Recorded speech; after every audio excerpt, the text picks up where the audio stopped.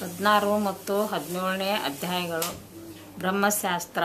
ಈ 2 ಅಧ್ಯಾಯಗಳು ಬಾಬಾರವರಿಂದ ಶೀಘ್ರದಲ್ಲಿಯೇ ಬ್ರಹ್ಮಜ್ಞಾನ ಪಡೆಯಬೇಕೆಂದು ಬಂದವನೊಬ್ಬನಿಗೆ ಕಥೆ ಸಂಬಂಧಿಸಿದೆ. ಈ ಹಿಂದಿನ ಅಧ್ಯಾಯದಲ್ಲಿ ಶ್ರೀ ಚೋಳ್ಕರ್ ಅವರ ಹರಕೆ ಮತ್ತು ಅದನ್ನು ಅವರು ಈಡೇರಿಸಿದ ವಿಚಾರವನ್ನು ತಿಳಿಸಿದ್ದೇನೆ. ಬಾಬಾರವರು ಎಲ್ಲ ವಸ್ತುಗಳನ್ನು ಪ್ರೀತಿ, ಪ್ರೇಮ ಮತ್ತು ಭಕ್ತಿಯಿಂದ ಅರ್ಪಿಸಿದರೆ ಅವುಗಳನ್ನು ಸ್ವೀಕರಿಸುತ್ತಿದ್ದರೆ, ಆದರೆ ಅವುಗಳನ್ನು ಅಹಂಭಾವದಿಂದ ಅರ್ಪಿಸಿದರೆ ಅವರು ನಿರಾಕರಿಸುತ್ತಿದ್ದರು ಎಂಬುದು ಈ ಕಥೆಯಿಂದ ವೇದ್ಯವಾಗುತ್ತದೆ. ಬಾಬಾರವರು ಸಚ್ಚಿದಾನಂದರಾಗಿದ್ದರು. ಆದ್ದರಿಂದ ಅವರು ಬಾಹ್ಯಾಡಂಬರಗಳಿಗೆ ಗಮನ ಕೊಡುತ್ತಿರಲಿಲ್ಲ. ಅವರಷ್ಟು ಉದಾರಿ ಮತ್ತು ದಯಾಳುವಾದವರು ಬೇರೆ ಯಾರೂ ಇರಲಿಲ್ಲವೆಂದೇ ಹೇಳಬಹುದು. ಅವರನ್ನು ಚಿಂತಾಮಣಿ ವಜ್ರಕ್ಕಾಗಲಿ, ಕಲ್ಪತರುವಿಗಾಗಲಿ ಅಥವಾ ಕಾಮಧೇನುವಿಗಾಗಲಿ ಹೋಲಿಸುವುದು ಸರಿಯಲ್ಲ. ಏಕೆಂದರೆ ಅವು ನಾವು ಇಚ್ಛೆಪಟ್ಟಿರುವುದನ್ನು ಮಾತ್ರ ಕೊಡಬಹುದಾಗಿದೆ. ಆದರೆ ಸದ್ಗುರುವಾದಂಥ ಬಾಬಾರವರು ಇವುಗಳಿಗಿಂತಲೂ ಊಹಿಸಲು ಸಾಧ್ಯವಾದ ಅನರ್ಘ್ಯವಾದಂತಹ ವಸ್ತು ನೀಡುವ ಸಾಮರ್ಥ್ಯವುಳ್ಳವರಾಗಿದ್ದರು. ಈಗ ಬಾಬಾರವರು ತಮ್ಮಲ್ಲಿಗೆ ಬ್ರಹ್ಮಜ್ಞಾನವನ್ನು ಪಡೆಯಲು ಬಂದ ಧನಿಕನೋರ್ವನನ್ನು ಹೇಗೆ ಆಶೀರ್ವದಿಸಿದರು ಎಂಬುದನ್ನು ನೋಡೋಣ. ಯಾವ ಚಿಂತೆಯೂ ಇಲ್ಲದೆ ಸುಖಿಯಾಗಿ ಒಬ್ಬ ಗೃಹಸ್ಥನಿದ್ದನು. ಅವನಿಗೆ ವಿಪುಲವಾದ ಐಶ್ವರ್ಯವಿತ್ತು. ಮನೆ ಮಠಗಳಿದ್ದವು. ಅವನೂ ಸಹ ಬಾಬಾರವರ ಕೀರ್ತಿಯನ್ನು ಕೇಳಿದ್ದನು. ಬ್ರಹ್ಮಜ್ಞಾನವನ್ನು ಪಡೆದರೆ ಇನ್ನೂ ಸುಖಿಯಾಗಿರಬಹುದೆಂದು ಭಾವಿಸಿ ಶಿರಡಿಗೆ ಹೋಗಿ ಬಾಬಾರವರಿಂದ ಬ್ರಹ್ಮಜ್ಞಾನವನ್ನು ಪಡೆಯುವೆನು ಎಂದು ಹೇಳುತ್ತಿದ್ದನು. ಅವರ ಸ್ನೇಹಿತರು ಬ್ರಹ್ಮಜ್ಞಾನವನ್ನು ಪಡೆಯುವುದು ಅಷ್ಟು ಸುಲಭವಲ್ಲ.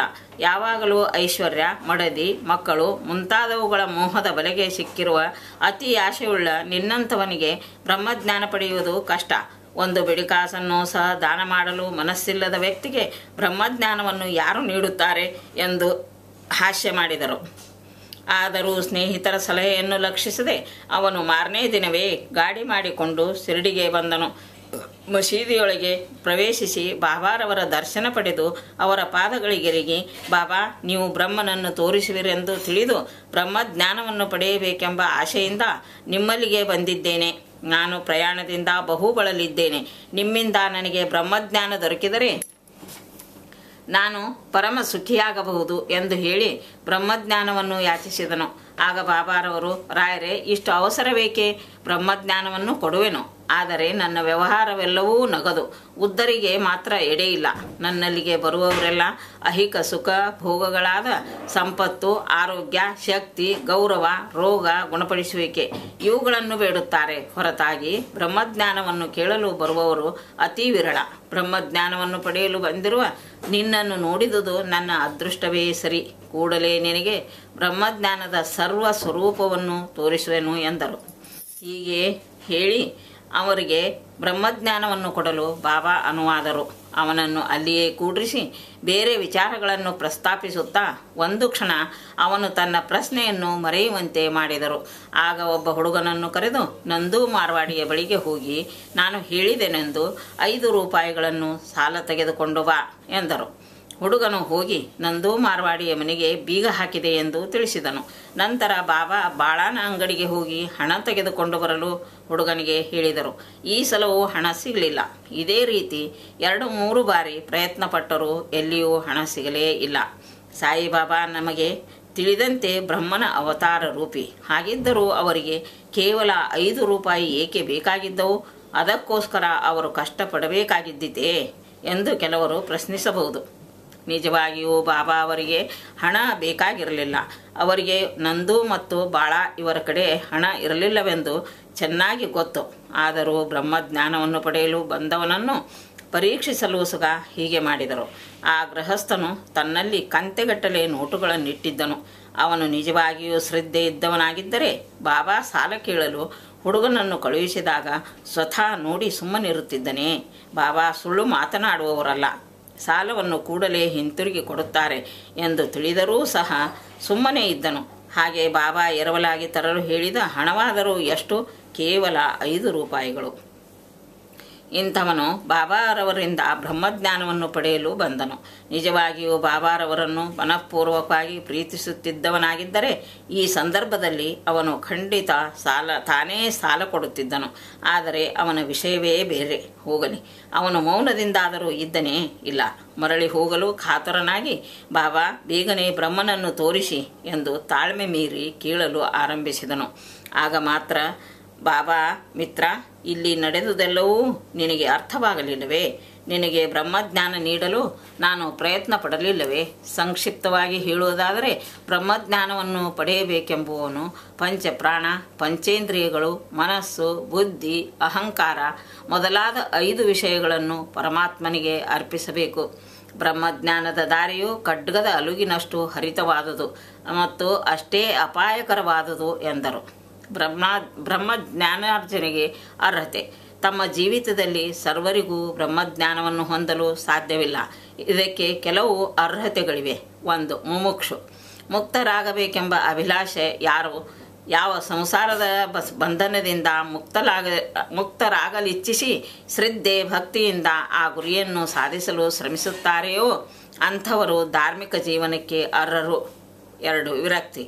ಪ್ರಾಪಂಚಿಕ ಸುಖ ಭೋಗಗಳಲ್ಲಿ ಅನಾಸಕ್ತಿ. ಮನುಷ್ಯನು ಸಂಪತ್ತು, ಗೌರವ ಮೊದಲಾದ ಐಹಿಕ ಸುಖಗಳ ಕಡೆಗೆ ಗಮನವಿಟ್ಟರೆ ಅಂಥವನು ಈ ಆಧ್ಯಾತ್ಮಿಕ ವಲಯದಲ್ಲಿ ಪ್ರವೇಶಿಸಲು ಅರ್ಹನಲ್ಲ. 3. ಅಂತರ್ಮುಖತೆ. ನಮ್ಮ ಇಂದ್ರಿಯಗಳೆಲ್ಲವೂ ಆ ಪರಮಾತ್ಮನ ಸೃಷ್ಟಿ. ಅವು ಯಾವಾಗಲೂ ಬಹಿರ್ಮುಖವಾಗಿಯೇ ಯೋಚಿಸಲಾರಂಭಿಸುವವು. ಆದುದರಿಂದ ಮಾನವನು ಸಾಮಾನ್ಯವಾಗಿ ಅಂತರ್ಮುಖನಾಗದೆ ಬಹಿರ್ಮುಖನಾಗಿಯೇ ಇರುತ್ತಾನೆ. ಯಾರು ಬ್ರಹ್ಮಜ್ಞಾನಕ್ಕೆ ತವಕ ಪಡುತ್ತಾರೋ ಅಂಥವರು ಅಂತರ್ಮುಖರಾಗಬೇಕು. ಪಾಪ ವಿಮುಕ್ತಿ. ಯಾವನು ತನ್ನ ದುಷ್ಟ ಸ್ವಭಾವವನ್ನು ಬಿಡದೆ ದುಷ್ಕೃತ್ಯಗಳನ್ನು ನಿಲ್ಲಿಸುವುದಿಲ್ಲವೋ ಅಂಥವನಿಗೆ ಹೇರಳವಾದ ಜ್ಞಾನವಿದ್ದರೂ ಸಹ ಬ್ರಹ್ಮಜ್ಞಾನವನ್ನು ಹೊಂದಲು ಸಾಧ್ಯವಾಗುವುದಿಲ್ಲ. 5. ಶ್ರೇಯಸ್ಸು. ವಸ್ತುಗಳಲ್ಲಿ ಒಳ್ಳೆಯದು ಮತ್ತು ಮಧುರವಾದುದು ಎಂಬ 2 ಬಗೆಗಳಿವೆ. ಮೊದಲನೆಯದು ಆಧ್ಯಾತ್ಮಿಕ ವಿಚಾರವನ್ನು, ಎರಡನೆಯದು ಪ್ರಾಪಂಚಿಕ ವಿಚಾರವನ್ನು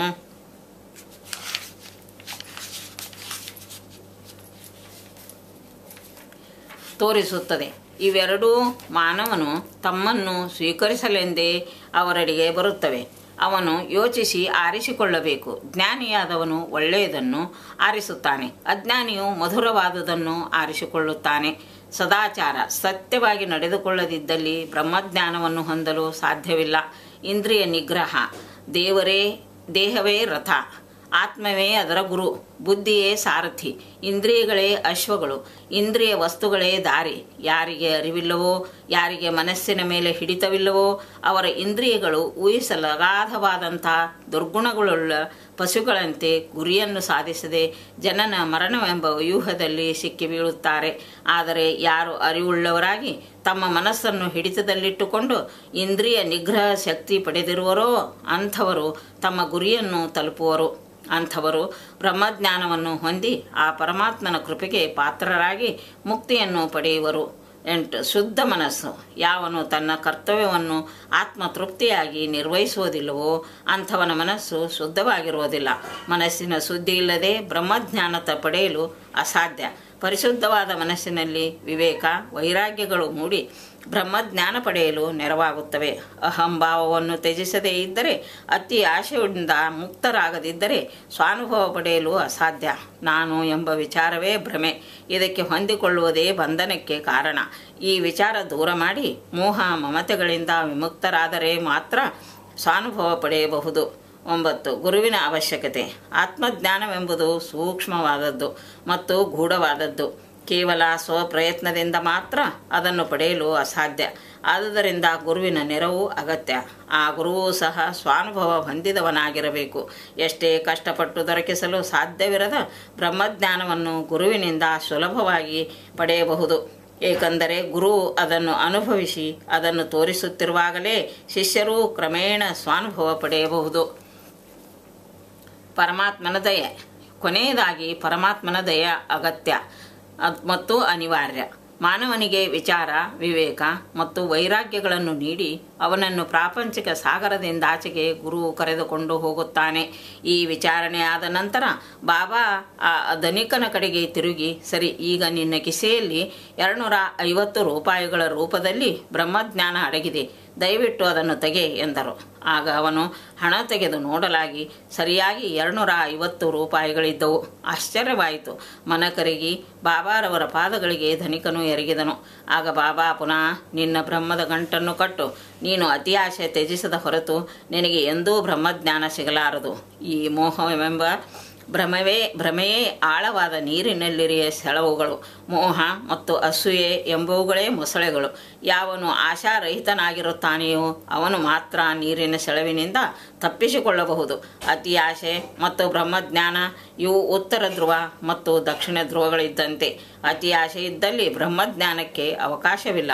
ಹಾಗಾದರೆ ಅತಿ ಆಶೆ ಇದ್ದವನು ಅನುರಾಗ ವಿರಕ್ತನಾಗಿ ಮುಕ್ತಿ ಹೊಂದಲು ಸಾಧ್ಯವೇ? ಅತಿ ಆಶೆಯುಳ್ಳವನಿಗೆ ಶಾಂತಿಯಾಗಲಿ ನಿಶ್ಚಲತೆಯಾಗಲಿ ಇರುವುದಿಲ್ಲ. ಅತಿ ಆಶೆಯ ಅಂಕುರತೆ ಸ್ವಲ್ಪ ಮಟ್ಟಿಗಾದರೂ ಇರುವಾಗ ಆಧ್ಯಾತ್ಮಿಕ ವಿಚಾರಗಳು ಅವನಿಗೆ ಸಹಾಯಕವಾಗಲಾರವು. ಅತಿ ಆಶೆ ಎಳ್ಳಷ್ಟೂ ಇರಬಾರದು. ತನ್ನ ಕಾರ್ಯಕ್ಕೆ ಪ್ರತಿಫಲ ಅಪೇಕ್ಷಿಸುವವನು ಎಂಥ ವಿದ್ವಾಂಸನಾಗಿದ್ದರೂ ಅವನಿಗೆ ಸ್ವಾನುಭವ ದೊರಕಲಾರದು. ಇಂದ್ರಿಯ ವಸ್ತುಗಳ ಭೋಗಾಪೇಕ್ಷೆಯುಳ್ಳ ಅಹಂಭಾವವಿರುವವನಿಗೆ ಗುರುವಿನ ಉಪದೇಶದಿಂದ ಏನೂ ಪ್ರಯೋಜನವಾಗಲಾರದು. ಮನಃಶುದ್ಧೀಕರಣ ಅತ್ಯಗತ್ಯ. ಇದಿಲ್ಲದ ಆಧ್ಯಾತ್ಮಿಕ ಪ್ರಯತ್ನವು ನಿಷ್ಪ್ರಯೋಜಕ ಮತ್ತು ಕೇವಲ ಡಾಂಬಿಕವಾದದ್ದು. ಆದುದರಿಂದ ಯಾರಿಗೆ ಏನು ತೆಗೆದುಕೊಂಡರೆ ಜೀರ್ಣಿಸಬಹುದೋ ಅದನ್ನು ಮಾತ್ರ ತೆಗೆದುಕೊಳ್ಳುವುದು ಮೇಲು. ನನ್ನ ಭಂಡಾರವು ತುಂಬಿದೆ. ಯಾರಿಗೆ ಏನು ಬೇಕೋ ಅದನ್ನು ಕೊಡಲು ನಾನು ಸಿದ್ಧನಾಗಿದ್ದೇನೆ. ಆದರೆ ನಾನು ಕೊಡುವುದನ್ನು ಅವರು ತೆಗೆದುಕೊಳ್ಳಲು ಅರ್ಹರೇ ಎಂಬುದನ್ನು ನಾನು ಯೋಚಿಸಬೇಕು. ನೀನು ನನ್ನನ್ನು ನಿಜವಾಗಿ ಅರ್ಥ ಮಾಡಿಕೊಂಡರೆ ನಿನಗೆ ಒಳ್ಳೆಯದಾಗುತ್ತದೆ. ಈ ಮಸೀದಿಯಲ್ಲಿ ಕುಳಿತು ನಾನು ಎಂದಿಗೂ ಸುಳ್ಳು ನುಡಿಯಲಾರೆ ಎಂದು ಬಾಬಾ ಹೇಳಿದರು. ಅತಿಥಿಯನ್ನು ಮನೆಗೆ ಆಮಂತ್ರಿಸಿದಾಗ ಇತರ ಸ್ನೇಹಿತರು ಮತ್ತು ಸಂಬಂಧಿಗಳು ಯಾರಾದರೂ ಆ ಸಮಯದಲ್ಲಿದ್ದರೆ ಮನೆಯವರು ಅತಿಥಿಯೊಂದಿಗೆ ಅವರನ್ನೂ ಸಹ ಸತ್ಕರಿಸುತ್ತಾರೆ. ಹೀಗೆ ಮಸೀದಿಯಲ್ಲಿ ಆ ಸಮಯದಲ್ಲಿದ್ದ ಎಲ್ಲರಿಗೂ ಈ ಆಧ್ಯಾತ್ಮಿಕ ಔತಣ ದೊರೆಯಿತು. ನಂತರ ಬಾಬಾರವರ ಆಶೀರ್ವಾದ ಪಡೆದು ತೃಪ್ತಿಯಿಂದ ಎಲ್ಲರೂ ಹಿಂತಿರುಗಿದರು. ಬಾಬಾರವರ ವಿಶೇಷ ಗುಣ. ಮನೆ ಮಠಗಳನ್ನು ತ್ಯಜಿಸಿ ಕಾಡಿನಲ್ಲಿಯೇ ಗುಹೆಗಳಲ್ಲಿಯೇ ಅಥವಾ ಆಶ್ರಮಗಳಲ್ಲಿಯೋ ಒಬ್ಬಂಟಿಗರಾಗಿ ನೆಲೆಸಿ ಜೀವನ್ಮುಕ್ತಿ ಪಡೆಯಲು ಪ್ರಯತ್ನ ಮಾಡುವ ಸಾಧುಗಳು ಅನೇಕರಿದ್ದಾರೆ. ಅವರ ಬೇರೆಯವರೊಡನೆ ಸಂಬಂಧ ಇಟ್ಟುಕೊಂಡಿರುವುದಿಲ್ಲ. ಆದರೆ ಸಾಯಿಬಾಬಾರವರು ಇಂಥವರಲ್ಲ. ಅವರಿಗೆ ಮನೆ ಮಠಗಳಾಗಲಿ ಮಡದಿ ಮಕ್ಕಳಾಗಲಿ ಆತ್ಮೀಯ ಬಂಧುಗಳಾಗಲಿ ಯಾರೂ ಇರಲಿಲ್ಲ. ಆದರೂ ಬಾಬಾ ಸಮಾಜದಲ್ಲಿ ಜೀವಿಸಿದ್ದರು. ತಮ್ಮ ಆಹಾರವನ್ನು ಭಿಕ್ಷೆ ಬೇಡಿ ತಂದು ಬೇವಿನ ಮರದ ಬುಡದಲ್ಲಿ ಕುಳಿತು ಪ್ರಾಪಂಚಿಕ ಕರ್ಮಗಳನ್ನೆಸಗುತ್ತಾ ಈ ಪ್ರಪಂಚದಲ್ಲಿ ನಾವು ಹೇಗೆ ವರ್ತಿಸಬೇಕೆಂಬುದನ್ನು ನಮಗೆ ಹೇಳಿಕೊಟ್ಟಿರುತ್ತಾರೆ. ಪರಮಾತ್ಮನ ಸಾಕ್ಷಾತ್ಕಾರದ ನಂತರ ಜನಕೋಟಿಯ ಯೋಗಕ್ಷೇಮಕ್ಕಾಗಿ ತಮ್ಮ ಜೀವಿತವನ್ನು ಮುಡುಪಾಗಿಡುವ ಸಾಧುಗಳು ಬಹಳ ವಿರಳ. ಆದರೆ ಸಾಯಿಬಾಬಾ ಜನಕೋಟಿಯ ಹಿತಚಿಂತಕರಲ್ಲಿ ಅಗ್ರಗಣ್ಯರು, ಸಾಧುಮಣಿಗಳು. ಆದ್ದರಿಂದ ಇಂಥ ಅಪರೂಪವಾದ ಅವತಾರ ಪುರುಷರನ್ನು ಪಡೆದಿರುವ ದೇಶವೇ ಧನ್ಯ, ಪಡೆದ ಸಂಸಾರವೇ ಧನ್ಯ, ಜನ್ಮ ನೀಡಿದ ಮಾತಾ ಪಿತೃಗಳೇ ಧನ್ಯರು. ಶ್ರೀ ಸಾಯಿ ಪ್ರಣಾಮ.